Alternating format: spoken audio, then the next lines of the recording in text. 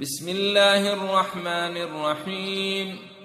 الرحمن علم القرآن، خلق الإنسان، علمه البيان.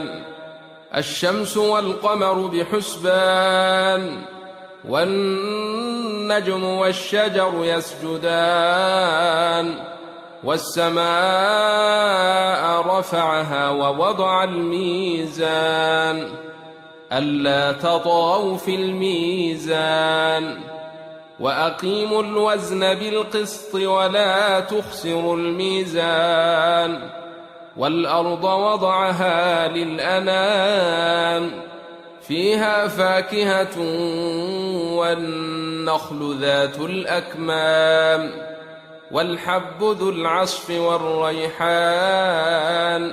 فبأي آلاء ربكما تكذبان؟ خلق الإنسان من صلصال كالفخار، وخلق الجان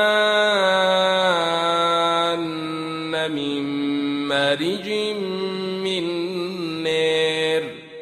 فبأي آلاء ربكما تكذبان؟ رب المشرقين ورب المغربين. فبأي آلاء ربكما تكذبان؟ مرج البحرين يلتقيان، بينهما برزخ لا يبغيان. فبأي آلاء ربكما تكذبان؟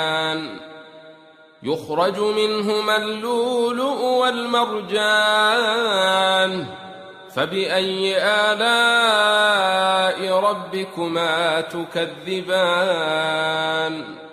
وله الجوار المنشآت في البحر كالأعلام. فبأي آلاء ربكما تكذبان؟ كل من عليها فان، ويبقى وجه ربك ذو الجلال والإكرام. فبأي آلاء ربكما تكذبان؟ يسأله من في السماوات والأرض، كل يوم هو في شان. فبأي آلاء ربكما تكذبان؟ سنفرغ لكم أيها الثقلان. فبأي آلاء ربكما تكذبان؟ يا معشر الجن والإنس إن استطعتم أن تنفذوا من أقطير السماوات والأرض فانفذوا، لا تنفذون إلا بسلطان. فبأي آلاء ربكما تكذبان؟ يرسل عليكما شواظ من نار ونحاس فلا تنتصران. فبأي آلاء